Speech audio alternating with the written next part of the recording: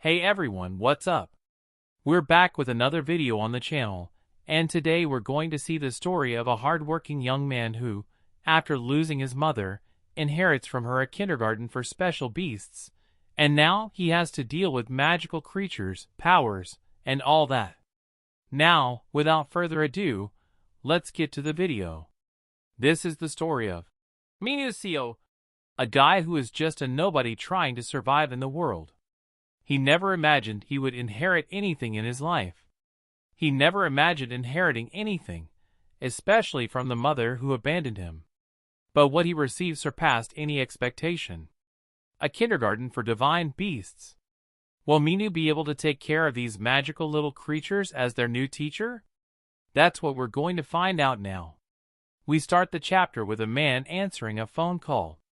The person on the other end asks to confirm if he is the son of the late Juhui Lim. The boy begins to tremble a little and asks, "Excuse me?" The person on the phone then says they regret to inform him that his mother passed away that afternoon. She says she contacted him because he is the only living relative of Mrs. Juhui Lim and ends by saying may she rest in peace. The next day, at the hospital funeral home, our pseudo-protagonist, probably him, but who knows, tells us that since elementary school he was raised by his grandmother and hadn't seen his mother again. He explains this happened because after she abandoned him at 8 years old, she never looked for him again. The scene shows our protagonist sitting with clenched fists, dressed in a black suit, clearly at his mother's funeral. He tells us that seeing her again 20 years later feels like looking at a complete stranger. An old man approaches to talk to our protagonist, hands him an armband, and says the chief mourner must wear it. Our protagonist thanks him and asks if he really is the chief mourner. The man confirms, saying he is the only remaining relative, and our protagonist lowers his head, lost in thought. Our protagonist wonders if what he and his late mother had could really be called family. Even though time passed, he says the image of her walking away from him is still alive in his memory. He questions why he had to go through that, why she left him like that. He says he really tried to understand, but no matter how much he thought, he never managed to piece things together, which is why he ended up believing it was always his fault. He wonders if she could have at least come to see him once. Looking at his mother's portrait, our protagonist clenches his fists in irritation. He says now, he can't even hold a grudge against her anymore. He is so immersed in his thoughts, he doesn't even notice he's being called by the man, who after several attempts shouts his name. "Mr. Seo!" Seo snaps out of his memories and answers. The man apologizes for startling him, and says he will show Seo the memorial's VIP room. He mentions that the funeral will take place over the next 3 days. Seo tells him to wait, explaining he doesn't have the money for such an expensive funeral. The man says the deposit has already been paid. Seo is surprised and confused. He asks who paid, and the man replies the payers are arriving right now. Seo turns his head, and a man, 2 children, and a young woman approach him. The man says it's an honor to meet him. Seo smiles discreetly, extends his hand to greet them, but wonders if these are the people who paid for the funeral. Seo also thinks he feels like he knows them from somewhere, and wonders exactly who they are but simply thanks them for coming. Seo notices the children have cat ears, and is surprised. He also notices they have tails. Seo then remembers he heard that his mother was the director of a kindergarten and wonders if that's why the children are there. He looks again at the children with cat ears and tails, and gets a bit curious, telling himself that today's toys are way too realistic. The little boy looks directly at Seo, bows, and says to Seo that may his mother rest in peace. The little girl, a bit shy, also says may his mother rest in peace. Seo says thank you and is surprised, commenting that both are surprisingly polite. Then, strangely, both kneel right after. The 2 children begin whispering to each other. The boy tells the girl that girls should cross their hands differently. The girl asks. My hands? Differently. She starts sweating nervously but kneels and opens her hands in front of Seo's late mother's belongings.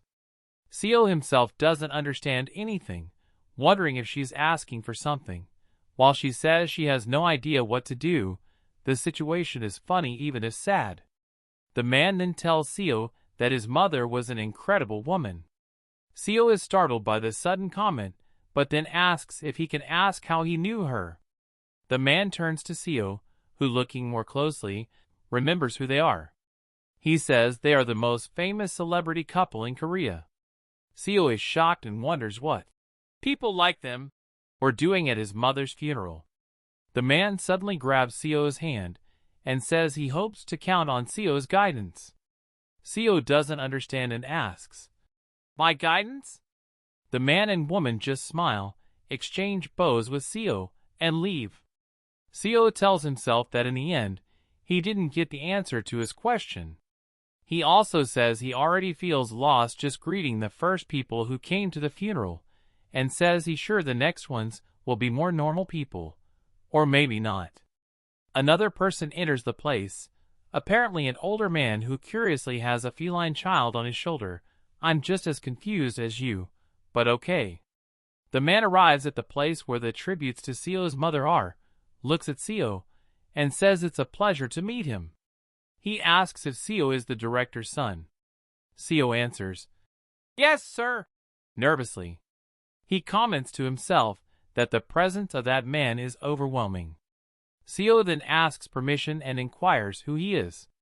The man says Seo's mother was an admirable woman whom he's sure is in a better place now. He says his name is Songwon Baek. Seo is surprised and comments that this man is a retired 3-star general, but today is the CEO of a large defense company. Seo thanks him for his condolences. The man asks how her last days were. Seo shrinks and says honestly he can't say, since it had been 20 years since he last saw her. The man just says he understands. The man then turns to Seo's mother's altar, with a feline boy clinging to his back. Seo tells himself that this little boy caught his attention from the moment he arrived. The man kneels to pray, while the little boy starts playing. Out of nowhere, the boy suddenly bows in a strange way. He throws himself on the ground.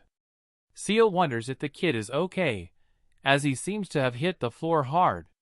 Then he asks himself why the boy hasn't gotten up yet, and the boy starts crying, saying that he's only crying because it hurt, not because he's sad. He says it's because he's a tiger. Seo, watching him, calls the boy a liar in his head, saying he started crying as soon as he arrived. Seo tells us that after that day, throughout the rest of the wake, an endless stream of people showed up, a rabbit accompanied by a butler and a maid, even a turtle. Yeah, what? Seo even wonders if his mother didn't run a kindergarten, but a zoo. The turtle lady says she really wished she could have taken care of Director Lim, Seo's mother, at her hospital. She mentions her husband is the hospital director, so they would have given her full attention. Seo thanks her, but is surprised, telling himself that he's not even shocked anymore by the amount of important people at the wake. The woman replies that they're the ones who should be thankful for everything she did for the children.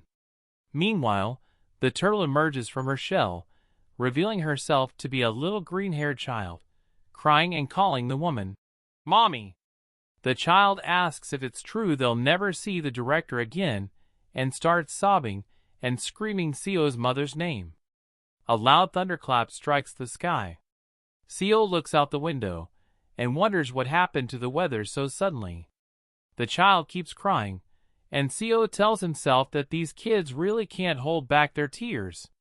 The woman tells her son to stop, trying to soothe him by saying that Director Lim went to heaven, a very beautiful and special place, and that now she's watching over them to make sure they grow up strong and healthy.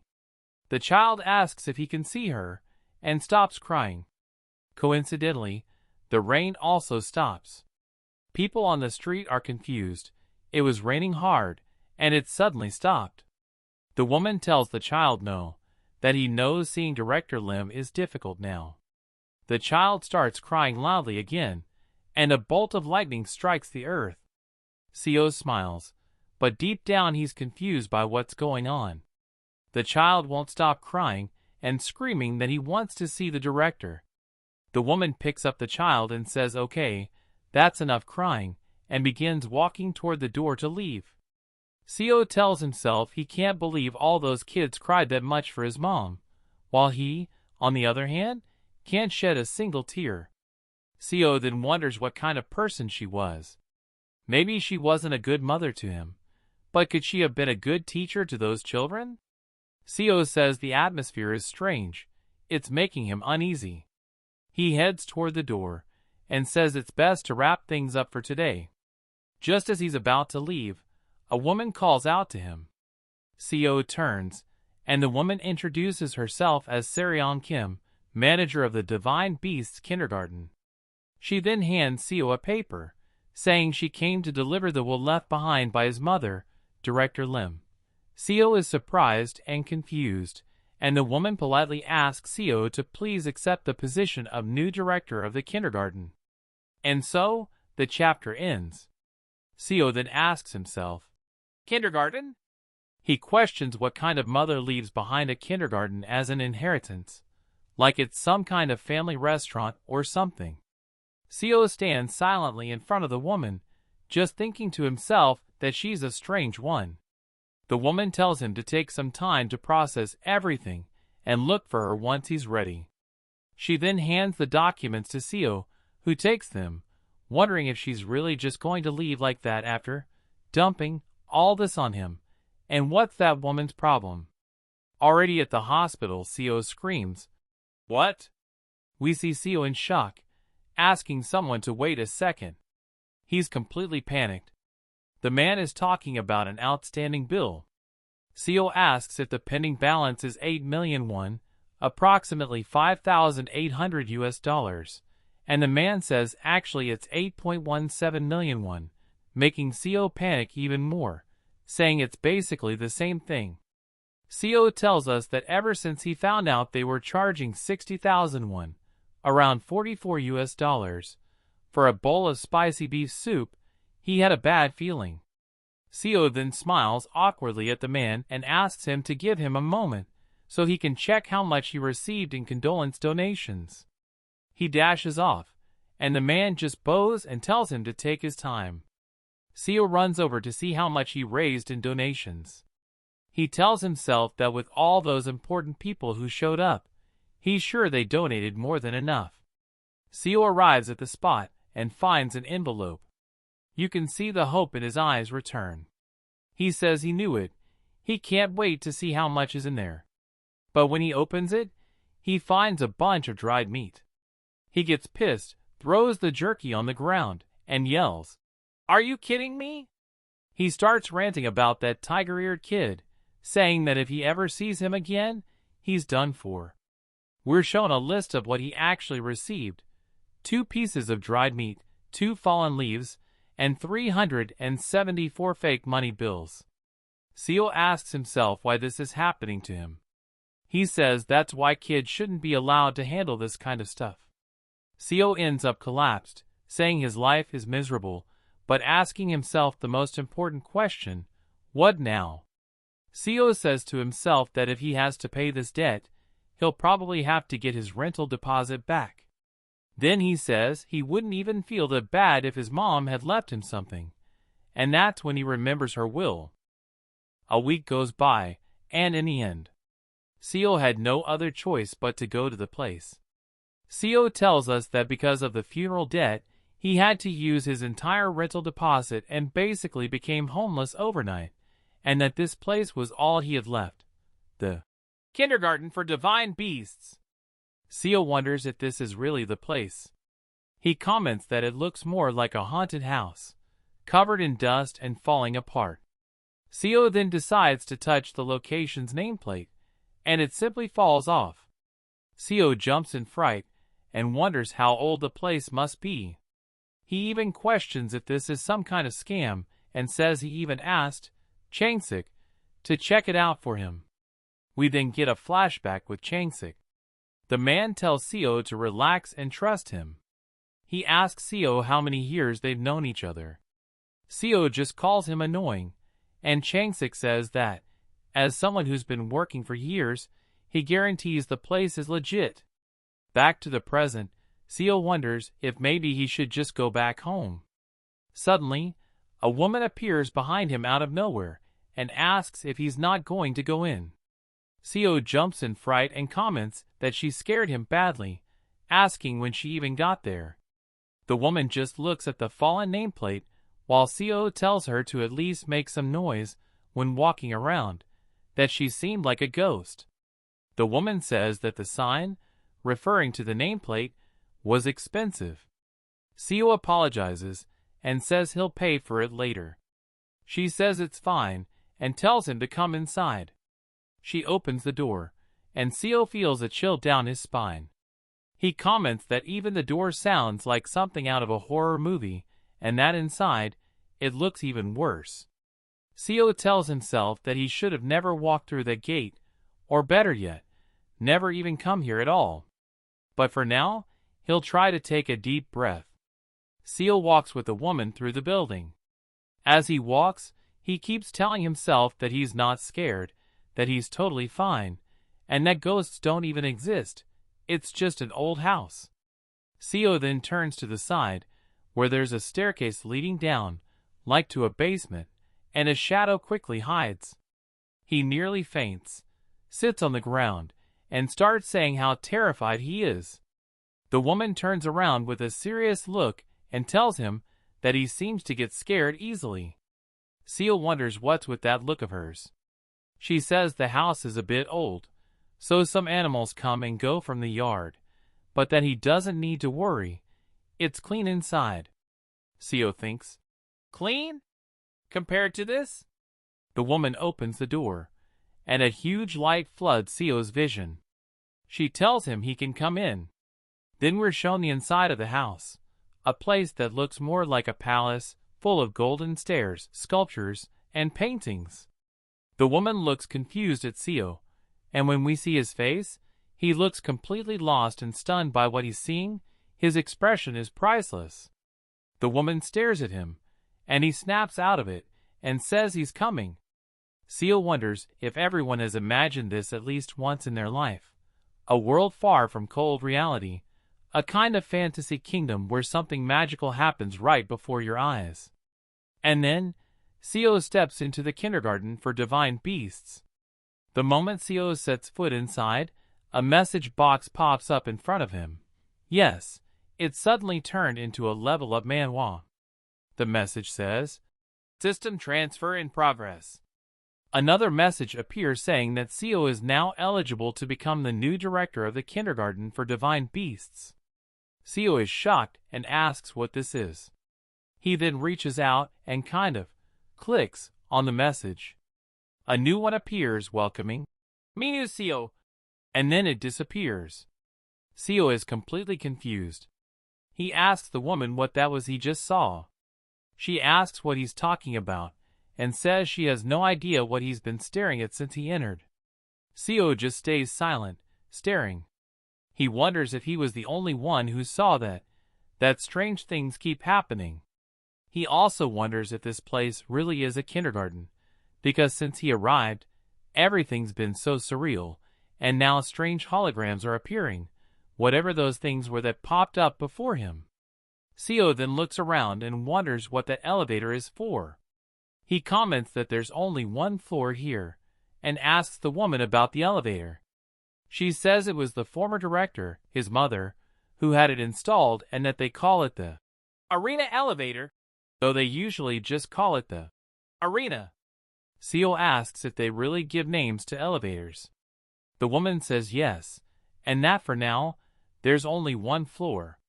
Seo wonders if that isn't just a waste of money. The woman then asks Seo to follow her. They're going to go over the details inside. Seo looks around and says to himself that the place might be a little strange, but looking closely, it just feels like a fancy, vintage mansion. Seo follows behind her, glancing around. He comments that even the furniture matches the vibe of the place. As Seo is about to touch a vase, the woman tells him that the sign he broke earlier, she thinks it was worth about 20 million won, roughly 15,000 US dollars. Yes, really. This makes Seo stop immediately. The woman just looks at him and says he doesn't have to pay for it. Seo nervously says, "Okay," but wonders if she's actually serious. As they reach the office, Seo asks her what kind of place this is anyway. He says that from the outside, it looked like it was falling apart. The woman asks, "What do you mean?" and says this is the kindergarten for divine beasts. Seo says that's not really what he meant and asks if it doesn't look kind of like Hogwarts. The woman says yes, that you could say it's one of the places on Earth that resembles Hogwarts. She then places a document on the table and slides it towards Seo. Seo wonders what kind of place this really is and, suspicious, wonders if she's messing with him. The woman looks at the suitcase Seo brought and says that if he signs the contract with the kindergarten, his housing and meals will be taken care of. She says there's a residence inside the mansion itself where Seo can stay. She adds that Director Lim, his mother, used to live there too and pushes the contract even closer to him. She tells him that he'll be more than satisfied. Seo is surprised and a bit frightened. He wonders how she knows he's homeless. He tells himself that considering how magical the place already seems, the residence must be super luxurious, and then he gets a vision of himself toasting to his new life. Seo wonders if his days of suffering have finally come to an end. Everything had been so difficult until now: rent, college, even the loan he took to pay for his grandmother's hospital bills. He wonders if he can finally say goodbye to part-time jobs, if he's about to escape this constant struggle. Seo then grabs the paper and decides to read the contract, even though he's feeling a little unsure. The contract says he'll have all the powers the former director possessed, powers, and secondly, that he'll inherit all of the responsibilities and duties she had. Seo wonders if that's really all there is to it. He even jokes, "Behold the galaxy unfolding before me." Seo genuinely wonders if that's really it, just a single page. He then asks the woman what she had said this place was again, and she replies, "A kindergarten. More specifically, an institution specialized in educating divine beasts." Seo asks, "Divine beasts?" And the woman says with a big smile, "Yes. Special beast children attend the kindergarten." Seo wonders whether she's talking about taking care of animals or children. The woman explains that to keep the kindergarten running, they need a director, which is why she rushed to deliver the will to him. Our protagonist asks about the staff, saying he's not qualified at all, and asks if he can really be the director. The woman says yes. In fact, she's the only staff member at the moment. Seo tells himself this is definitely a scam. He stands up and starts walking toward the door, ready to leave. He gives an excuse, saying he was taught to always take contracts seriously, and that he'll let his lawyer review it before giving an answer, then says he's already on his way out. The woman sighs and tells him the building is also included in the contract. Seo immediately stops in his tracks. Now he's interested. The woman laughs and adds that the tuition per student is 10 million won, about 40,000 reis or 8,000 US dollars. That tempts Seo. He asks how many students are currently enrolled. She says 7. His eyes sparkle. 70 million won? That's roughly 280,000 reis or 56,000 US dollars. Seo tells himself the parents of those kids must be loaded. He figures hiring just one teacher should be more than enough, and after deducting monthly maintenance costs, it's still way better than any part-time job. So, Seo sits back down and immediately asks where to sign. The woman points to the places on the document.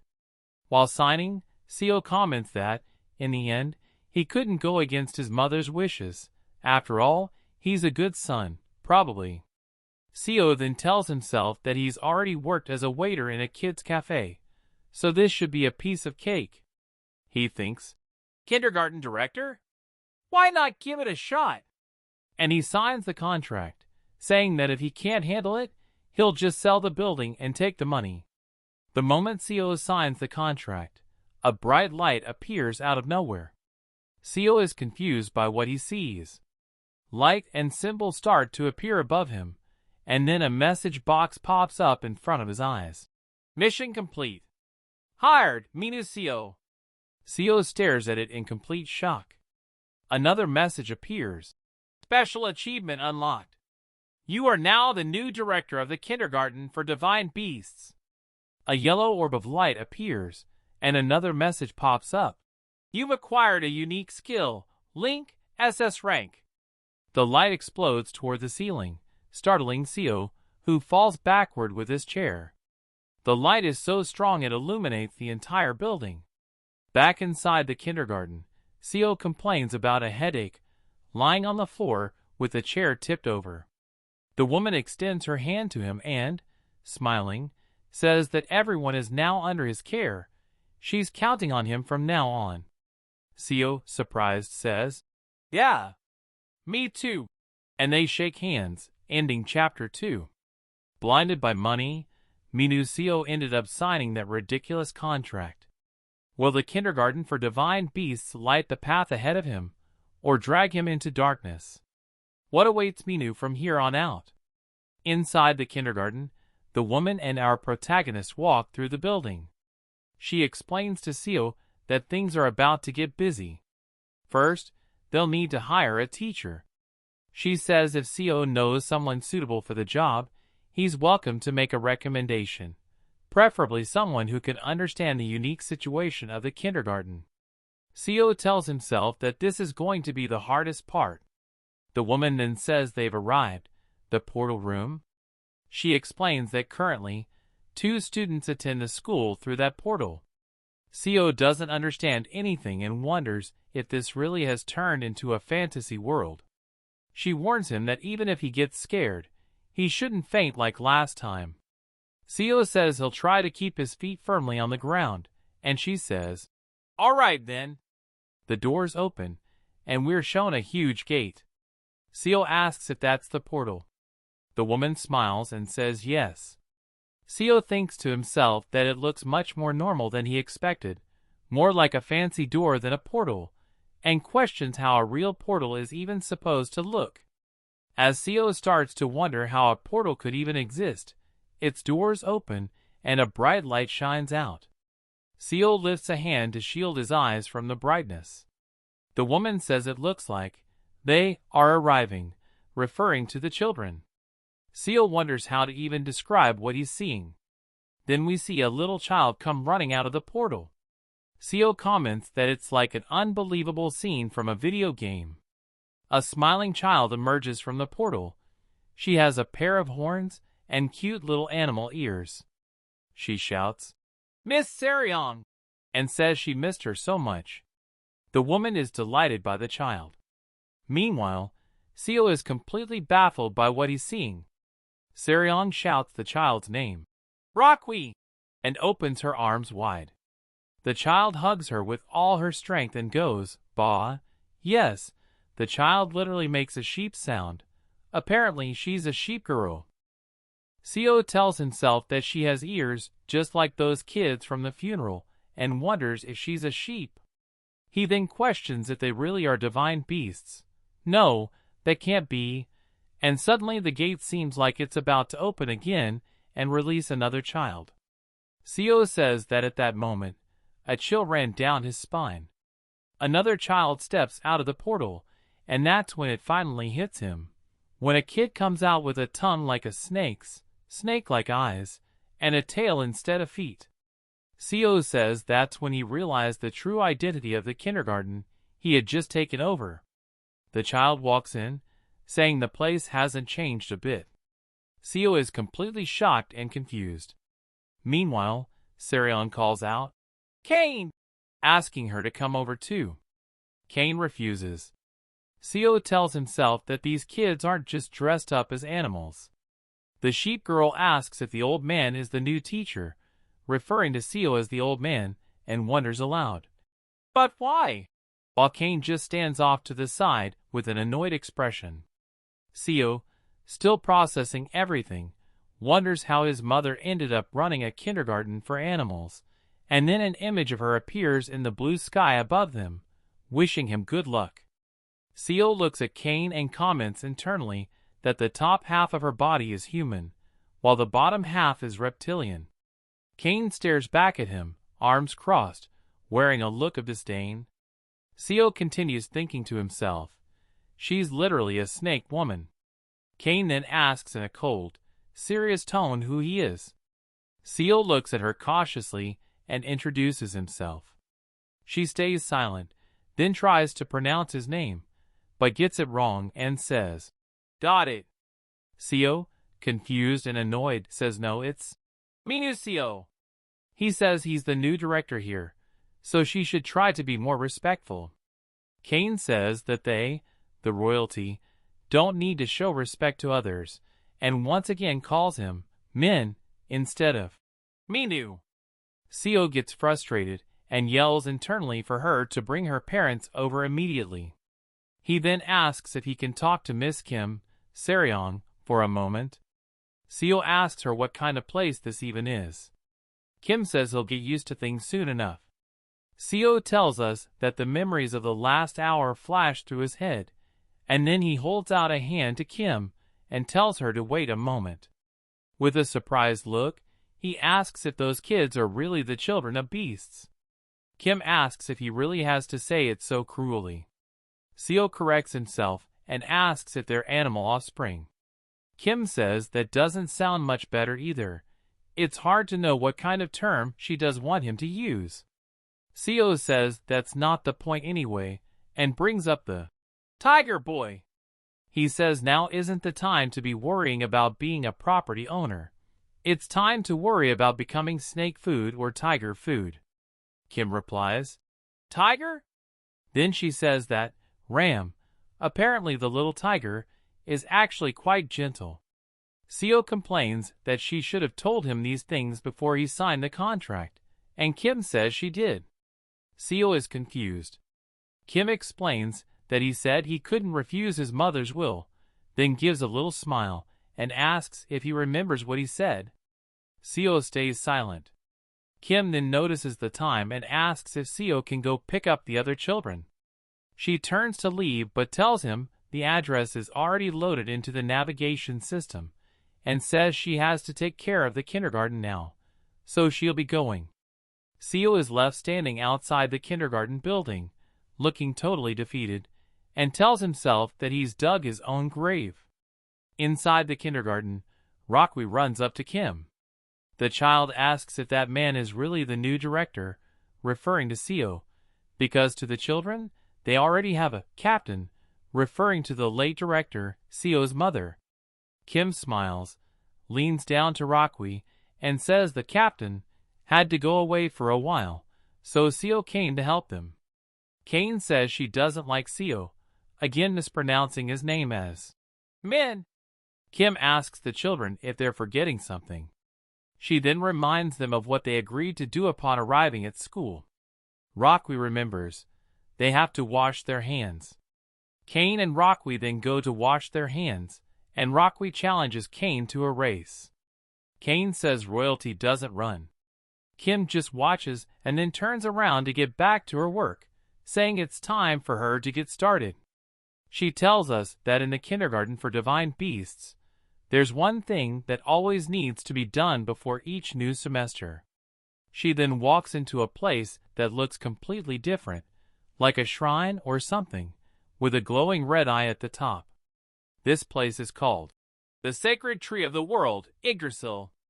Then we see a swarm of bees heading toward it, and Kim tells us that to protect the last surviving Yggdrasil, they have to fend off intruders who try to steal its magic. We then see the bees trying to break through the wall of the place. Kim explains that they do their best to repel them using perception suppression magic, but sometimes lost monsters still slip through the cracks, as we see the bees crawling through a portal breach and trying to invade. Kim also mentions that the monster portal seems to have gotten larger. She removes her glasses, and her true form is revealed. She appears to be a powerful elf. Kim says she'll quickly finish off those pests and retrieve the scroll. The bees then charge at her with their stingers. Kim notes that at least none of these creatures have spiritual energy. She then summons a mass of roots from the ground, causing a small tremor, and flings the massive roots at the creatures. Kim remarks that there are a lot of them, so she uses her magic again, unleashing more gigantic roots from the earth that strike the flying bees. Even after using her powers, Kim realizes that the bees are still alive despite the strong attack. She says she needs to finish quickly before the other children arrive. She then wonders if the bees are stronger than last time. Knowing she has no choice, she prepares to unleash an even stronger attack.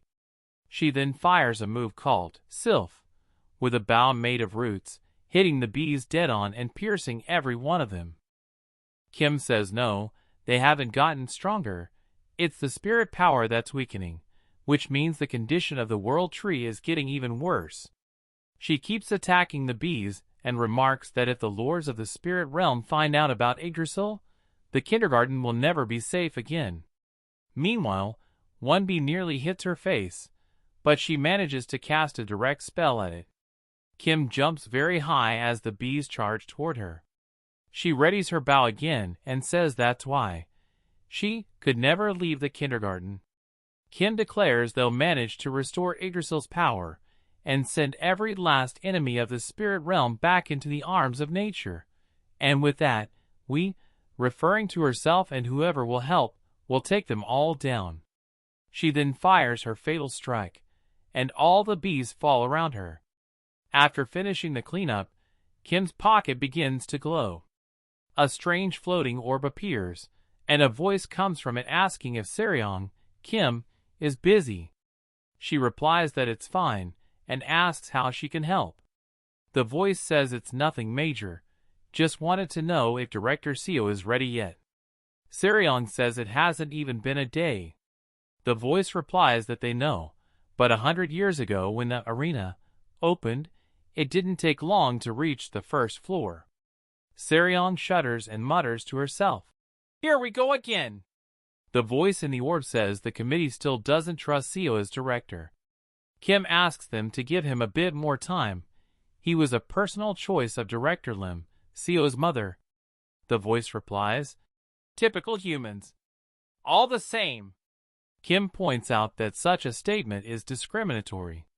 The voice then says that either way, if anything strange happens, Kim is to report it immediately, and to keep up the good work. Kim reflects that she sort of understands their concern and wonders if Seo will be able to activate the arena. More importantly, can he handle everything? Yggdrasil, the monsters, and so on. Back in the normal world, we see Seo running, while someone sings in the background. We then see several Beast children walking, along with scenes of Beast families out and about. The chapter ends. In Seoul, we see a school van, and Seo is driving it. He comments that it's all still so unbelievable. He wonders how he's going to process it all, what made his mother leave everything to him, and how he ended up in a kindergarten like that. An image of his head appears, like a job ad. Seo recalls that he only went there because he had nowhere else to go. Seo realizes he can't cancel the contract either. He says he feels like he's been tricked. The light turns green, and Seo continues driving. He tells himself to stay positive. In today's job market, getting a decent job is something to be thankful for. Seo notes that he's not only going to earn a good salary, but also won't need to worry about rent. He says that's pure luck, but then wonders why tears are coming out of his eyes. Our protagonist recalls that the system window mentioned he acquired a skill. He wonders if something will happen just by saying it, like in a game. Seo then says, "Skill!" And, surprising absolutely no one, a notification box appears in front of him. Seo slams the brakes and scolds himself, asking what he's doing and whether he knows how to drive. He admits he had no idea it would appear right in front of him. Of course not. He concludes it wasn't just in his head. The system message then appears. Link, Rank SS, a unique skill that allows the user to copy the abilities of staff and students at the Divine Beasts Kindergarten. This ability can only be activated when certain conditions are met. Seo notes it wasn't an illusion and that it's actually a real skill. He reads the whole thing carefully, focusing on the part about copying the abilities of students and staff. Our protagonist wonders if the kindergarten is even safe, but either way, he's going to start saving money until he can buy a building in Gangnam. Back at the kindergarten, a child yells at Seo, saying he's 11 minutes late. Seo apologizes and also apologizes to the parents, hoping they didn't wait too long. Some people nearby notice the children and comment on how cute they are. One of them even wonders if they should enroll their own kid. Seo thinks to himself, "Only animals are allowed at our school." A lady says she had to take care of some things during the funeral, so she apologizes for greeting him only now. She introduces herself as Ram's mother and points to her son. Behind him, she also introduces Bobo. Ram shouts, "Hi, Captain!" and introduces himself to Seo as Ram Beck, while Bobo sleeps on his back. Both are 4 years old. Seo remarks to himself that Ram looks like a little baby soldier. He asks the lady if Ram always talks like that, and she explains her husband is a soldier, so Ram likes to imitate him sometimes. She adds that from now on, she'll also be accompanying the children and introduces 2 more kids to Seo, Siyu Choi, 5 years old, and Miyu Choi, 3 years old. Both introduce themselves to Seo. They appear to be cat-like children. The lady explains that Siyu and Miyu's parents are quite famous, so it's hard for them to drop the kids off. Seo says he understands. He thinks to himself that maybe that's why the kids seem to shine a little. Seo walks over to the children, kneels down to speak to them, smiles, and says it's nice to see them again. Miyu hides behind her brother, and Seo realizes she's shy. Seo then tells everyone to get into the van. The lady tells him that today is Miyu's first day, so her parents would like him to pay extra attention to her. Seo agrees. Suddenly, another child shows up. She asks if that man is the new director, referring to Seo. She then says she doesn't accept Seo as her director. We see it's a pink little girl with long rabbit ears. Her name is Aong Jo, 5 years old. Seo just gives a half smile, but internally wonders what her problem is. He sighs and says, sarcastically, that he's already her director. Then he lets out a laugh and tells her she's a little late, while an old man who looks like a butler sighs. The little girl says she won't accept Seo as captain and starts stomping her feet. The butler calls her, while Seo chuckles. Aang says she bets the other kids won't call Seo captain either, but he replies that Ram just called him captain a moment ago. This surprises her, and she yells at Ram. He asks what's wrong and calls her Nuna, a term boys use to refer to older girls. The butler asks Aang to try not to be so rude, but she's burning with rage. She yells that she'll do whatever she wants and storms into the car, slamming the door. The butler then looks at Seo and apologizes, saying the young miss can be a bit difficult sometimes. Seo says he understands, but wonders why no one he's met lately seems normal. Seo gets into the school van and tells the kids to fasten their seatbelts. It's time to go. Ram shouts, "Yes, sir!" Ram then notices something and tells Aang that Seo is sitting in the former captain's seat.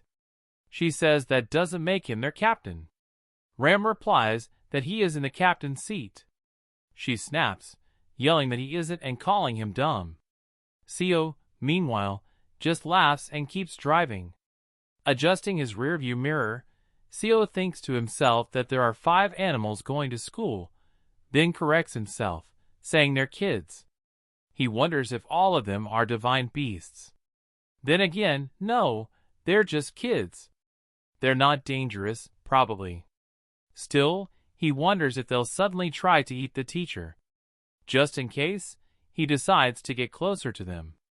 Seo then flashes a big fake smile and asks if any of the kids want candy. Rem yells and jumps up excitedly, saying he really wants one. Aang yells that they don't eat that kind of garbage. They never do. Seo says okay, and realizes the other kids also don't seem very interested. He figures he's not very popular, but it's expected. Meanwhile, Ram leans in and whispers to Seo, asking what flavor the candy is. Seo whispers back that it's orange. Ram lights up with joy, clearly eager to get the candy. Ram is so eager he nearly tears the seat, making Seo flinch in horror. He even wonders, did he just tear the leather? Seo tells Ram to get back to his seat before he gets scratched up, and Ram sadly shuffles back, while Aang stays annoyed. But then, Seo casually tosses Ram the lollipop he wanted so badly, and tells him to be quiet so the others don't notice. In his thoughts, Seo says, "Enjoy the lollipop, and not my bones." Ram catches the lollipop, his eyes sparkling. He gives Seo a big adorable smile and a thumbs up. Seo thinks to himself that at least Ram is happy, even though he was afraid Ram might be hostile. Look at this cute, kind kid, and Seo's all freaked out. Suddenly, a notification appears in front of him. Ram's bond has increased slightly. Seo is surprised, and then another message pops up. It says his unique skill, Link SS, has activated as a reward for achieving an unprecedented feat. A new system box appears. Super Strength. Grade D. Grants superhuman strength for 10 minutes. Cooldown, 3 hours. Seo then receives another notification congratulating him and saying he has earned the right to enter the arena. A new mission alert appears. The first floor of the arena has been opened. The requirement: he must ascend with his young divine beasts. Seo asks what the heck he just saw. A countdown timer appears. 24 hours to complete the challenge. Seo repeats, "Arena? That elevator in the lobby?" He says okay. The elevator opened, but the message needs to explain what it means. He tries to tap the notification with a 24-hour timer, but nothing happens. Seo reads something else, confused, trying to figure out what it means. Another system window pops up.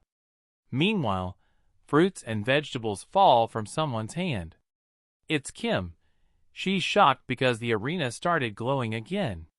Meanwhile, Seo narrates that even though he gained a strange power, he also got cornered. Then we see Seo inside a massive labyrinth, with 2 divine children beside him, and a message that reads, "Warning, failure will result in immediate death of the player." And with that, the chapter ends. Kim sees that the gate activated and the arena is glowing again. She wonders who on earth is qualified for that. Back in the van, Seo says to himself that he never should have inherited that. Preschool.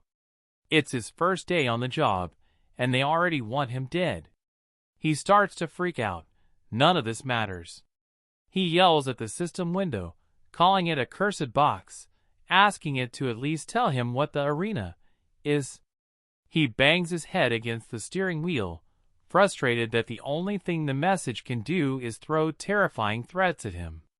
In the middle of his breakdown, Kim shows up and calls Seo. She says she's already dropped the kids off at the kindergarten. She then asks what he's thinking so hard about. Seo says it's nothing, but then asks if, by any chance, the arena thing is opened. Kim's eyes widen, surprised and apparently happy. She asks how he knows, but tells him not to answer. Seo's confused and wonders why she's so happy about this. He tells her it just happened. Seo then asks Kim to explain more about the elevator and the arena. She's surprised, but explains that the arena elevator is like a divine beast verification test that appears in a new form every 100 years. This time, it appeared as an elevator. It's a system where you clear each floor, and no one knows what could happen inside. Seo wonders if it's really okay to have something like that inside a kindergarten. Kim, holding the turtle kid's shell, says she's only heard that each floor is extremely dangerous, but she can't confirm, because she's never been inside. Seo asks if she was never allowed in. She says she tried, but it never worked for her. Only those who are qualified can enter, and then the little turtle boy pops out of his shell and hugs Kim. Super cute. She also says that the divine beast children of the school and spiritual beings can enter as well. They then enter the kindergarten, and Seo says that even though it's not an ordinary preschool, he wonders if it's really okay to send just him and the kids to such a dangerous place. He questions if that's the reason he was given the superhuman strength ability. A system message box pops up showing the information about the skill. We see that this ability gives strength beyond human limits for 10 minutes. The source of this skill is RAM, and the closer you are to RAM, the stronger the effect. Seo then tells himself that at least he'll have a fighting chance before being dragged off. He starts to panic a little, and says all this is way beyond common sense. Kim calls Seo and says that if he plans to go up to the arena, she'll inform the parents to hold a meeting. Seo is confused and asks, "Meeting?" She explains they need to decide which child Seo will go with to the arena elevator through a meeting. Seo asks if he can't just go up already, as he's apparently in a hurry. Kim says it's more about the safety of the children, that they can't just go up without informing the parents, and Seo agrees with her. He then smiles and asks Kim when the meeting can happen. She says it'll be scheduled in 2 days. This leaves Seo completely deflated. He mutters, "In 2 days!" and says that by then he'll either be dead or having a meeting with Jesus. Time passes, and the next day arrives. Seo tells us that as all the kids arrive, another day in the kindergarten begins. Inside the preschool, someone comments that Seo is coming and that he looks worried. Another says he's running out of time. It's time for him to make a decision. The system window said he needs to go up with a young divine beast.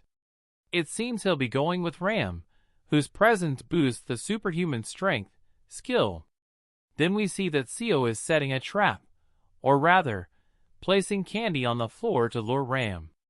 After finishing his plan, Seo says that now all he has to do is wait for him to show up. Someone opens the door and walks in. Seo immediately goes on alert.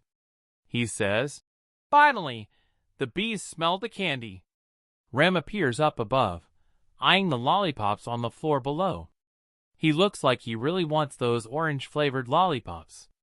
Ram starts picking them up one by one, wondering who dropped all the candy. Poor innocent kid knows nothing.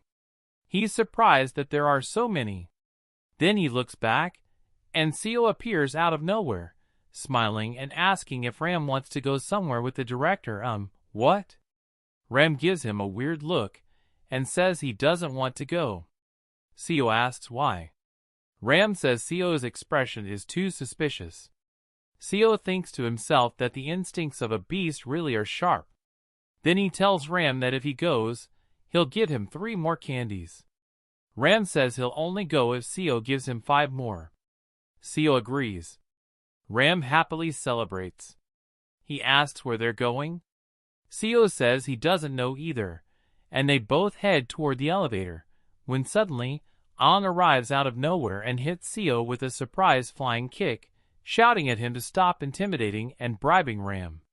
Seo takes a direct hit, and An starts hitting him on the head, scolding him and asking how dare he try something like that, using food to lure Ram. Seo yells, asking what he even did. Ram asks what's going on, saying Ang scared him. Seo tells her to stay still, that she's not supposed to walk in that area, and to get off him.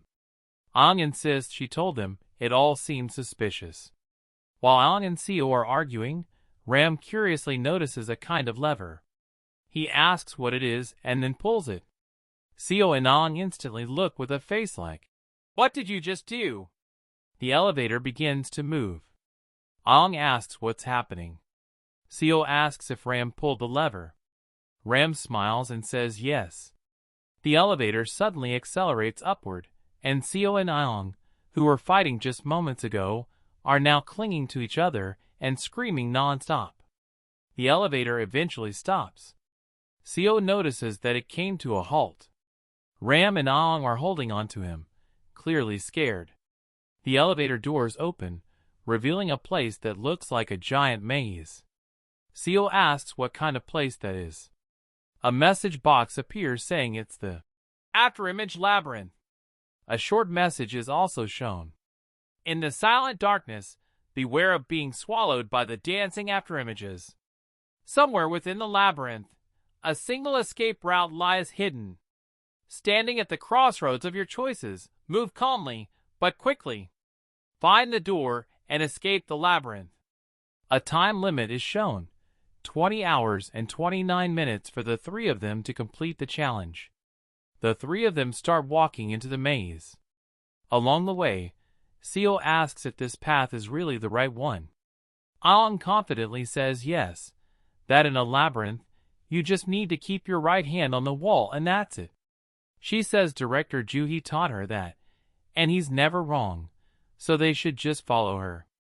Seo gives her a look like he's not buying it, and ironically says that she's learned well. But he wonders if they haven't already been walking like this for an hour. Seo says they should have found the exit by now. Ram says he's hungry. A bit further ahead, Ram spots something and calls out to Seo. He says there's a portal ahead of him. He runs ahead, saying he found the portal. Aang says no, it was she who found it. All three walk toward the portal, and just before Ram steps into it, Seo notices something strange and pulls Ram back, telling him to wait. Ram asks what's wrong. A system message pops up warning them that they've found a false exit. They must return to the starting point and will enter a state of hallucination for 24 hours. It seems if they had entered that portal, they would have been sent back to the beginning and suffer hallucinations for a whole day. Seo says to himself that it was a close call. If the system window hadn't popped up, they would have all met God. Seo tells the kids that the door was fake and that they need to keep looking for the real path. Aang and Ram are in shock. Aang calls Seo a villain and asks if they really have to change their route again, while Ram complains that it's time to eat and that he's very hungry. Seo then gives a smile. He tells himself that he's starting to feel anxious, that the labyrinth seems endless, and at this rate, they might run out of time, and that won't do. Then he gets the idea to break down the wall. Seo remembers there were no rules besides going up with a child, and breaking the wall doesn't seem particularly dangerous, though come on, the guy's about to knock down a wall. He then says that if he uses his superhuman strength, it should be possible to break through. However, he wonders how to use the ability, and questions if it's like opening a skill window in a game. Seo then activates his ability. A message box appears notifying him that the skill is now active. With Ram's classification, superhuman strength has been activated. Seo says it feels like power is coursing through his entire body, with a new and intense sensation flowing through every cell. Another message appears, stating that Seo is very close to the target he's linked with, so the effect is applied at 100%. Seo is surprised. His fists appear to be on fire. He comments that it's amazing, that his whole body is overflowing with power. He asks if this is the power of a tiger, and says it should be enough. Seo tells himself he feels like he can do anything now. He then warns the kids that it could be dangerous, and tells them to stay back. Ram says okay, and Aang just gives a little annoyed face while Seo is pumped with adrenaline, power, and confidence. Seo then unleashes a blow with all his might, creating a gaping hole in the maze wall. Ram is impressed by the strength, while Aang, arms crossed, shows no reaction. After knocking down a part of the wall, Seo says it's incredible, but the moment the wall breaks, a horde of skeletons bursts out and charges at them. Seo looks absolutely shocked. Ram and Aang also stare in disbelief as the skeletons come at them immediately. Seo grabs both kids by the hands and starts running desperately, while Ram complains he's running too fast, and Aang looks totally confused as Seo yells that they're screwed and tells everyone to run. And that's where the chapter ends. In the frantic run from the skeleton horde, our protagonist and the kids are sprinting like crazy to escape. As they run in panic, Seo asks what those things are and complains that no one said anything about monsters showing up, and it looks like they're multiplying. A notification box appears and shows information about the monsters. They are skeletons, classified as undead monsters, grade 1. They are skeletal beings revived by magic or curse. Basic skeletons are weak individually, but usually move in groups to create fear.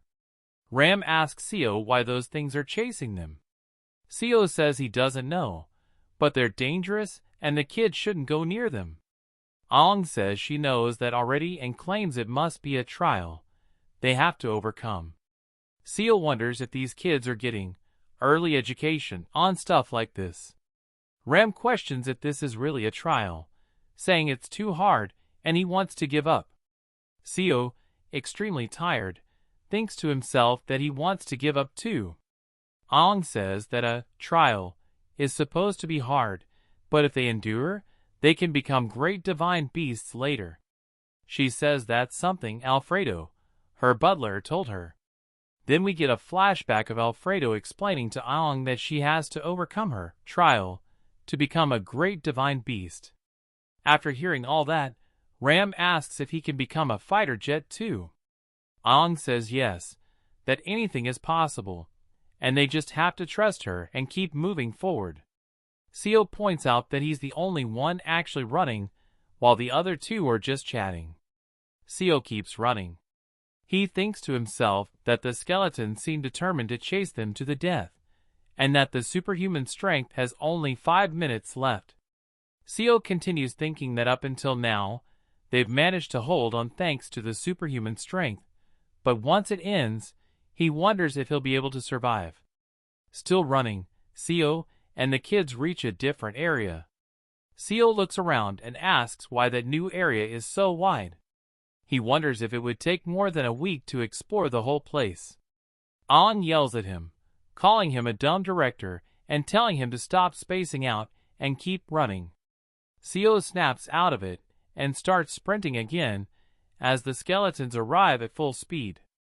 Seo tells himself that this isn't the time to be idle. As he runs, Seo spots a portal. A notification appears saying he found another fake door. He gets frustrated, wondering where the real exit is, yet all he seems to find are fake doors. Seo then yells in frustration about why there are so many fake doors, saying he has to find the real one before the superhuman strength runs out. Then, at the top of a staircase, a notification appears saying he found the true exit, that this entrance will unlock floor 1 of the arena. Seo shouts that he found it, and when he looks back for a moment, he sees a horde of skeletons chasing them. Seo wonders how so many got there, and realizes that it means the way back is now blocked. He yells at the kids to stay behind him. Ram responds, "Yes, sir!" The horde keeps coming, and Seo, still powered up, charges at the skeletons like a rocket. Ram is amazed by Seo's strength and the way he's handling this situation. Aang simply watches. Meanwhile, Seo yells that he's doing it, that he's almost there. He seems thrilled with what he's doing. He tells himself that after breaking the wall, he realized something, but it's still incredible. Being near Ram really boosts the effect. That gives him even more confidence to keep up the pace, and he keeps punching and punching. But suddenly, his back locks up. The kids are surprised, and Seo says that controlling the power is still tough, and he needs to be more careful from now on. While Seo is thinking, Aang suddenly shouts at him to be careful. Apparently, Seo was about to be hit, but Aang activated one of her abilities and jumped on Seo's head, leaping toward the skeletons. Seo yells at her, even as she steps on her teacher, but when he sees her, Aang is already beating the crap out of the skeletons. Seo is completely stunned by what he's witnessing. Then, after taking a short pause, Aang turns and yells angrily at Seo that she told him to stop getting distracted. Seo quietly apologizes, while Ram says Aang looks totally badass. Seo is surprised and thinks to himself that maybe it's because they're divine beasts, that maybe they're actually better fighters than he is. Meanwhile, Aang keeps pummeling the skeletons while Ram shouts that he's going to save her. Ram punches one of the skeletons, and its skull lands on his neck. He starts tearing up and saying it hurts, then clings to Aang in fear while she tells him to stop pulling on her. Aang tells him not to worry, that they've got this. Then she mutters that she must have chosen the wrong fiancé. What? Ram says she said the opposite earlier, and Aang just replies that either way, it's dangerous, so he should stay with Director Seo. At that moment, while she's talking to Ram, a skeleton lunges toward her. Ram screams to warn her. It looks like the monster is going to land a direct hit, but Seo suddenly appears out of nowhere and smashes the skeleton. Aang turns to Seo and sees him looking different, more reliable, and suddenly has a vision of a red hero, kind of like a Power Ranger, with Seo as the captain. It's like an arrow hits her heart, but she immediately rejects the thought, saying there's no way that, idiot, Seo could be a hero. Meanwhile, Seo asks if everyone is okay, and Aang keeps repeating to herself that her only hero is Captain Juhi. Aang calls Seo an idiot director, and says he showed up so late they were almost in danger. Seo gets irritated and thinks to himself that she's complaining even after being saved, but then tells them they should go before more skeletons arrive. With only 1 minute and 20 seconds left of the superhuman strength ability, Seo keeps running with the two kids. Then he looks up and sees a massive staircase. He wonders which path leads to the portal, realizing it's farther than he thought. We get an imaginary map and Seo wondering if they're actually getting closer. He says the path is so winding that even he's unsure if they're on the right track. But suddenly, while he's lost in thought, Ram yells at Seo to jump. Seo asks, "What?"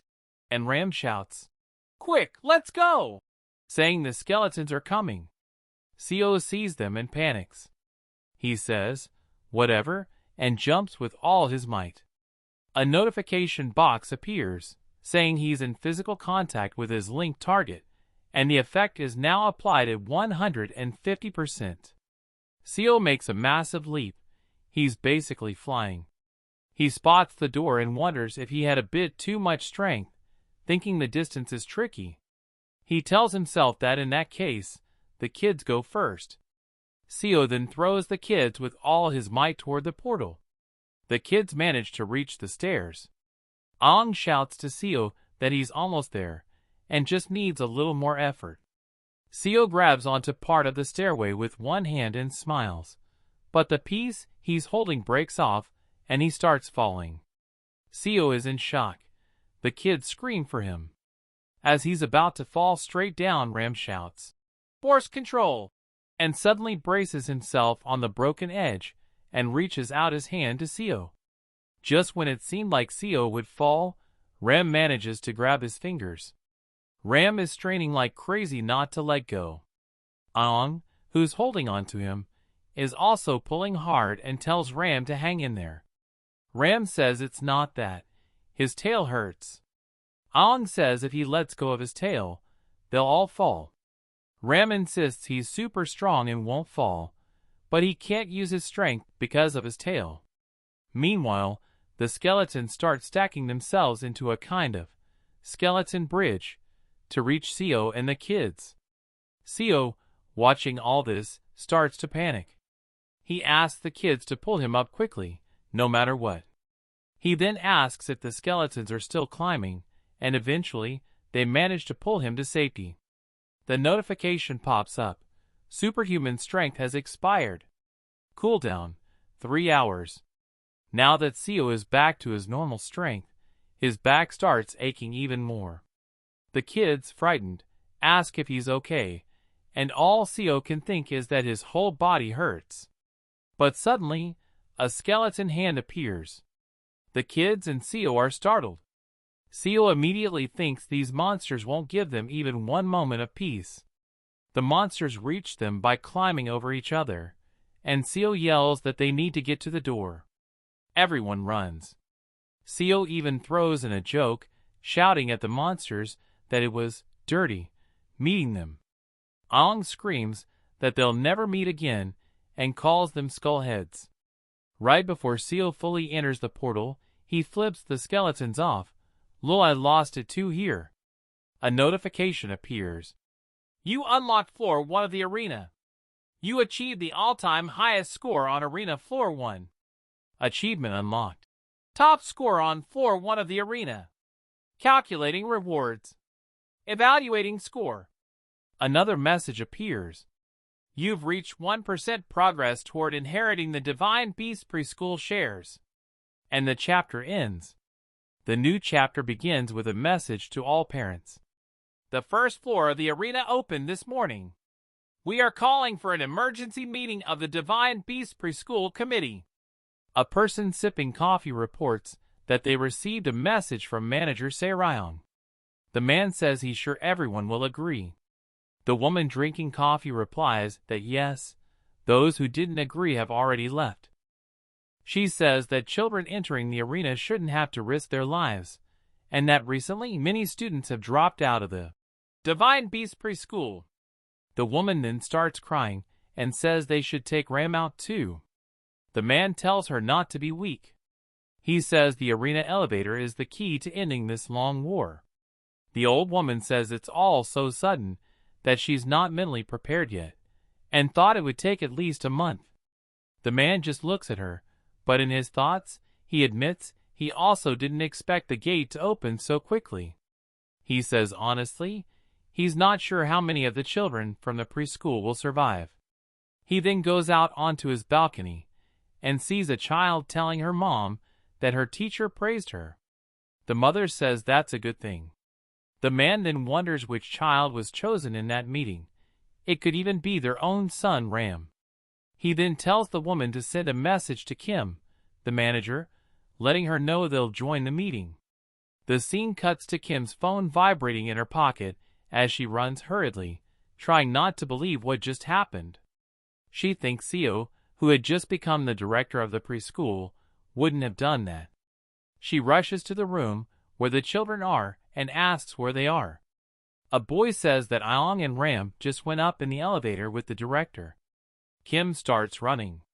She tells herself that the arena is definitely not a place they can survive without preparation. She wonders if they went up by mistake, if she should have been more careful, if they'll make it back alive. But when she gets there, she sees that the elevator is already descending. She then thinks logically it doesn't make sense that they cleared it that fast. Just as she's about to say they probably didn't make it, the elevator opens, and Seo, Ram, and Aang appear, safe and sound. Seo falls out of the elevator, and the kids fall on top of him. Aang looks at Kim with a big smile. Ram says that it was all fun, and Seo tells them to stop fooling around. Aang notes that director Kim looks kind of funny, and then Kim shouts for the children, and they run and jump to hug her. The next day, in the office of the director of the Divine Beast Preschool, Seo is sitting and thinking, saying the arena is beyond all logic. Seo tells us that, honestly, he kind of expected the arena to be dangerous, but if that were the case, there wouldn't be a reason for the system to give him a superhuman strength ability. Still, He didn't know it would be life-threatening. Kim then enters the office with a strange box and asks Seo if he's feeling okay. Seo replies that he is, but in his thoughts, he says he's not. He feels like he's dying. Kim says she brought some pain relief patches because he mentioned having leg cramps. Seo calls Kim. She asks what it is. A moment of silence follows, the room goes darker, and a bright light appears, like in interrogation scenes. Kim asks where the light came from. Seo then asks if that contract isn't a fraudulent contract. Kim looks confused and asks, "Fraudulent?" Seo yells that she never mentioned anything about the arena when they signed the contract, that this is exactly what fraud is. Kim bows and apologizes. Seo is about to continue, but he's caught off guard. He admits that in his head, he didn't expect an immediate apology. Kim then says that honestly, she hoped Seo, the son of the former director, would inherit the Divine Beast preschool. She whispers that even though she's seen him in person, she was a little skeptical.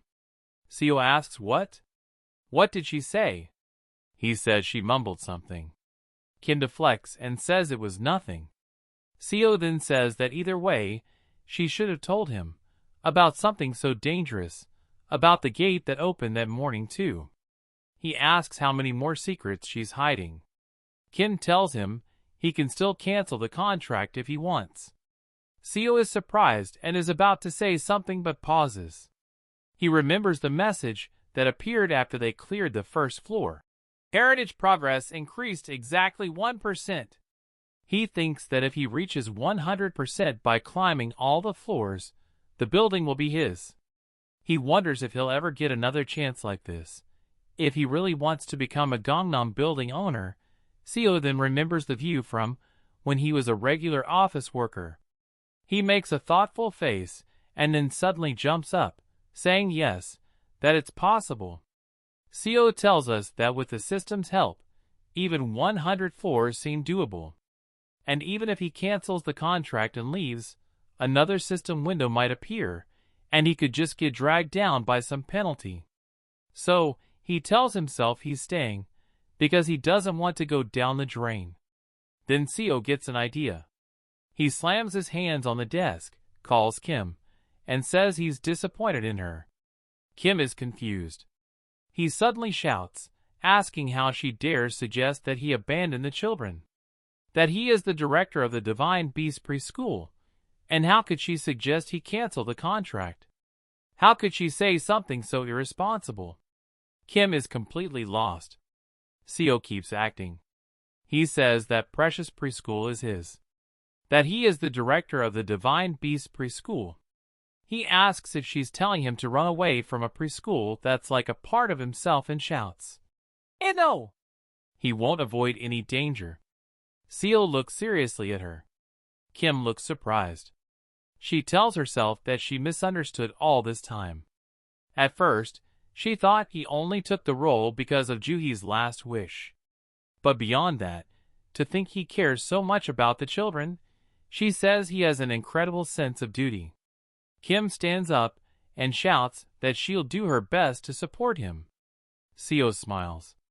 Kim tells herself that as much as the director is trying hard, she should do her part too.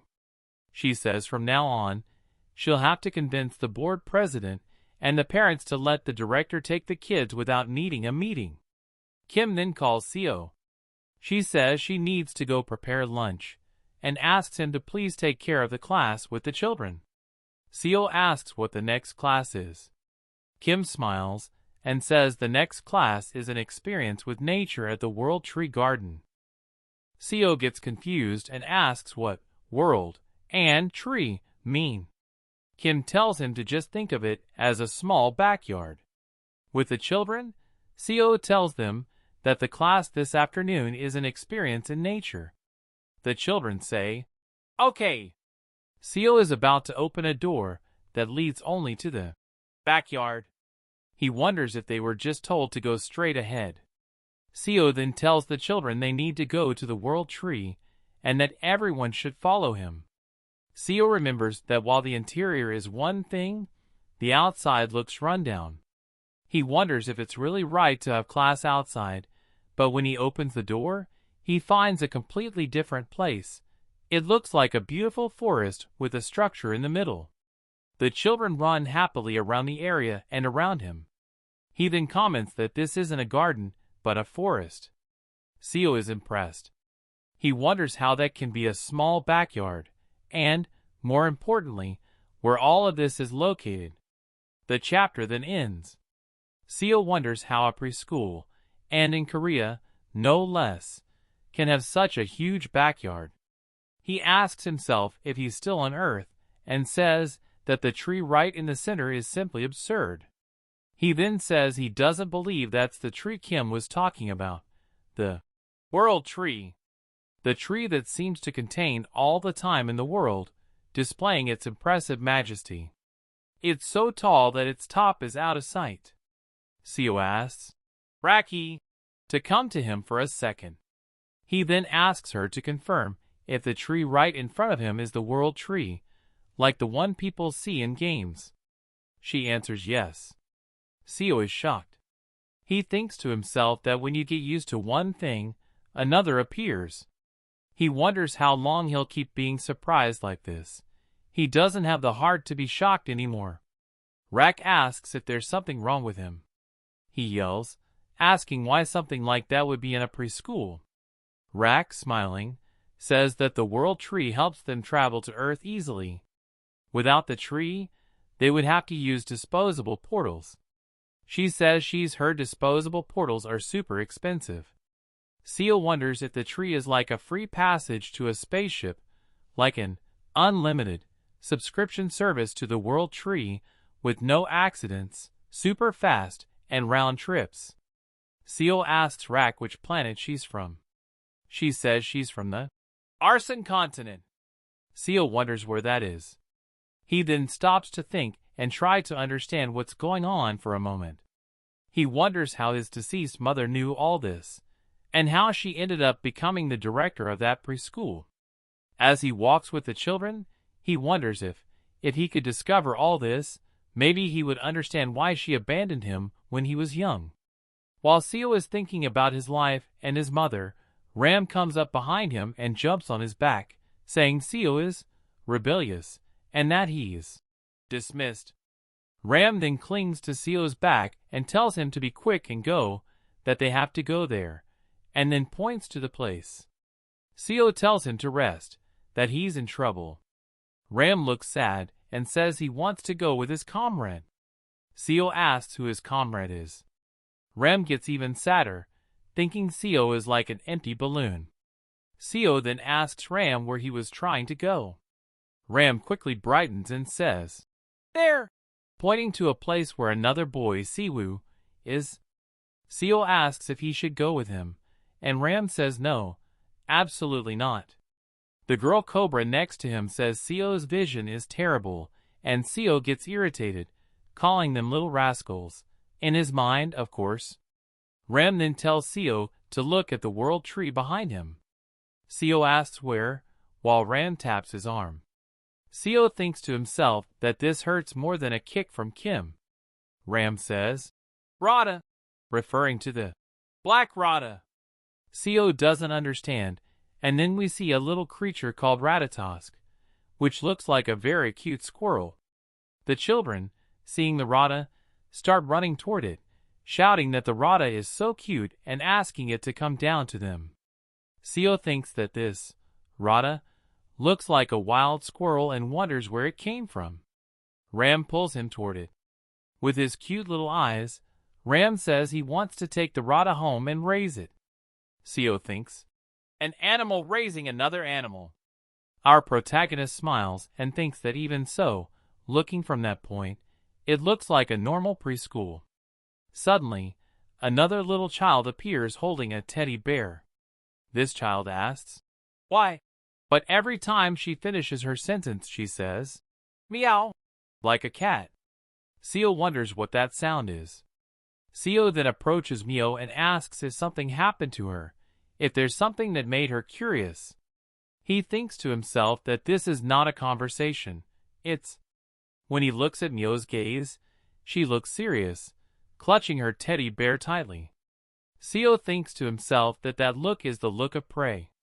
Meanwhile, she keeps staring fixedly at the Rada and saying, "Meow," but her face looks like someone about to do something very unusual. Our protagonist then shouts Myo's name, but she seems not to hear him. She turns and says, "Myong," with a super cute face. He asks if she's not thinking the Rada is food. Myo just says, "Myong." Seo, startled, tells her please not to say that. Besides that, he tells himself he takes back what he said about the children being normal. Seo then wonders why Myo suddenly turned into a cat. Myo then says she thinks it's a friend, then corrects herself, saying it's a friend. Seo says no, it's not a friend, it's a rat. She changes her look again, back to the serious and scary look, and asks, "Rat?" Seo panics again and says no, he didn't mean rat. Suddenly Myo transforms again into an animal, and Seo jumps. He shouts for her to stop. Myo starts jumping all over the place chasing the Rada. He shouts for Aeon to catch Myo.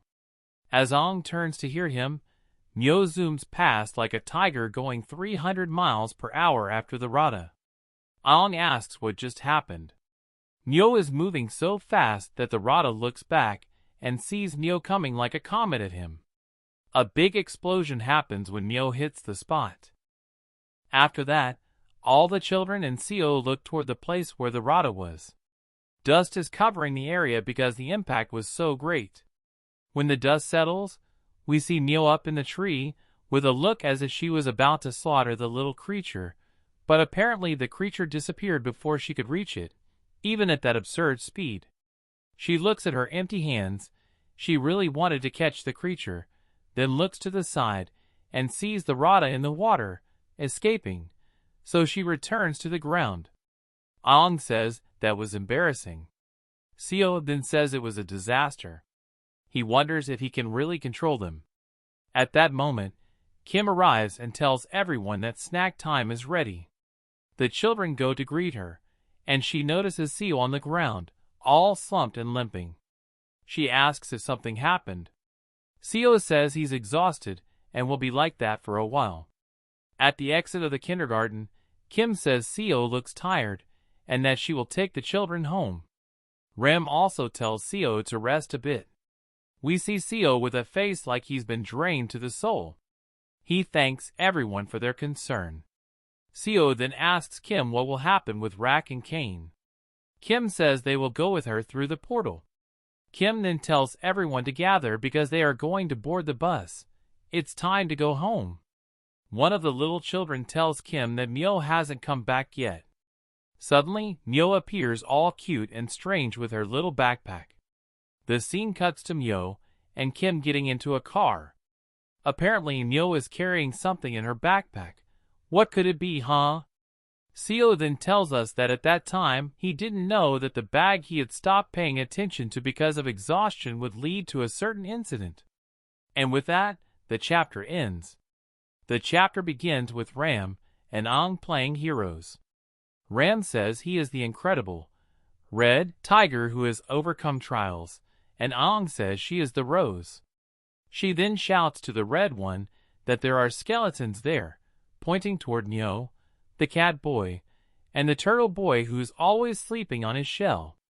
Myo asks Siwoo, the cat boy, what a test is. Siwoo says it's that thing, and she asks if it's something they eat. Suddenly, Ong leaps toward them shouting that they are evil skeletons and tries to kick them. They back off, but her kick causes a strong impact on the ground. She tries to kick Siwoo again, but he dodges as if they were not threatening. While Ong tries to land some hits, Ram keeps telling Bobo, the turtle, to wake up and calls him skeleton fool. Bobo, with a sleepy voice, asks for 5 more minutes. Ram tells him to wake up. It's playground time.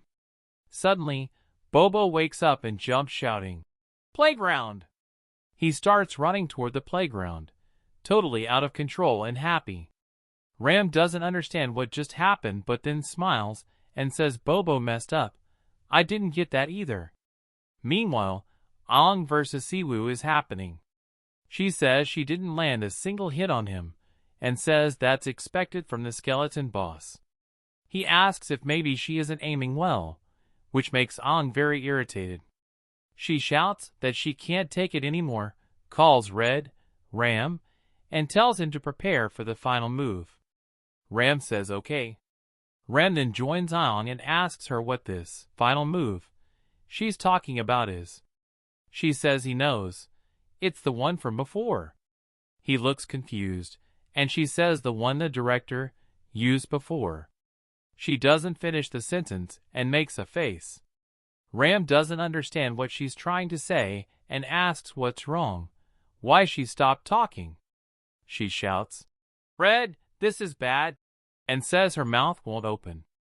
Ram then closes his mouth too, starts to force it open, and when it opens, a loud tiger roar comes out, but he shouts that he's not going to say what she wants him to say. Siwoo asks what's happening. Someone else says they don't know either, but wonders if this could also be part of the trial. Ram starts saying the fate of Red is something sad. Aang says she thinks Blue, out of cowardice, fits him better than Red. Ram says no, that he is Red out of passion. Aang says no, that Red is more reliable. She ends up remembering Seo, and suddenly yells at Ram that it's impossible, that he is Blue. Ram shouts he will keep being Red. Aang shouts he's Blue, and he counters yelling that he's Red. Meanwhile, Myo and Siwoo just watch the two fighting with blank faces.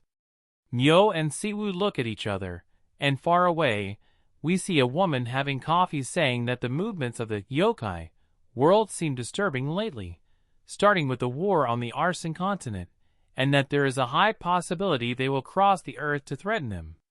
Another woman with her agrees, saying that even in the patrol areas there have been many incidents that seem to be the work of yokai.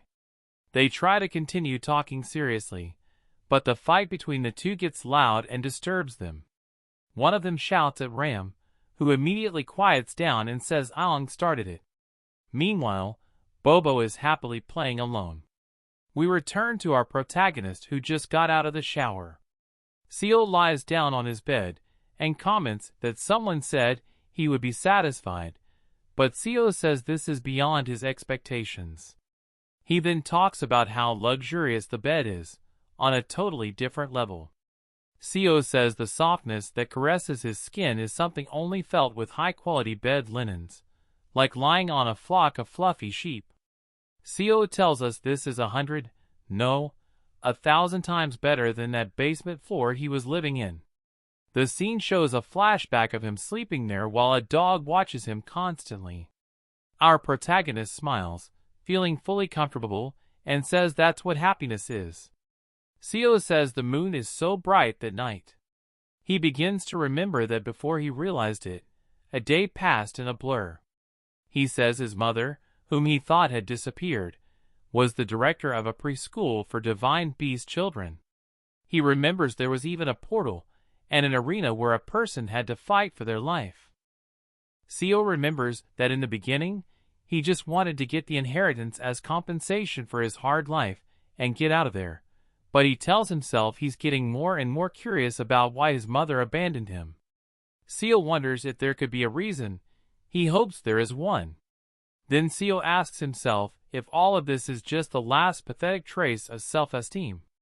Seo's phone rings. He picks it up and sees it's a call from Yu Chong-sik.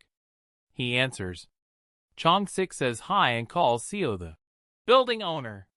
He asks if Seo got a job and tells him to bring some chicken for Chong-sik. Seo doesn't understand anything. He then says he feels like he's going down the drain for having been tricked into a contract. Chong-sik is surprised and asks if Seo isn't getting an inheritance. Seo just says it's a long story. Time passes. We see Seo choosing some clothes, and apparently he told the whole story to Chong-sik on the call.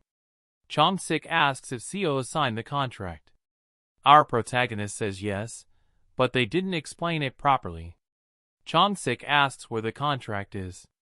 Seo smiles and says he burned it. Chong-sik then yells at him asking if he's an idiot and how he managed to burn the contract. Chong-sik seems to have no filter, cursing Seo a lot, who just complains that Chong-sik is being too loud.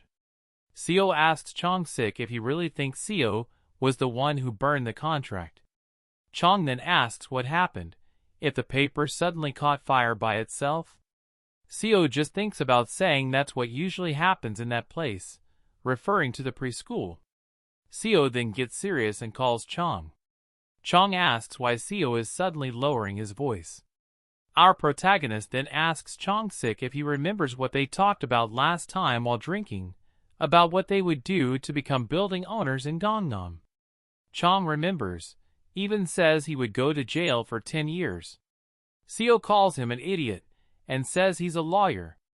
Chong-sik says 10 years for a sentence over a building in Gangnam is impossible. So Seo asks, what about 30 years? Chong sighs, thinks about saying something, but then asks why Seo is worrying about that, and then we'll end the story here. Did you enjoy the story? Then leave a like, subscribe, and hit the bell so you don't miss anything.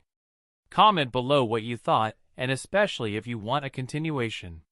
Suggestions are also welcome. I'm always watching the comments. Thanks and see you next time.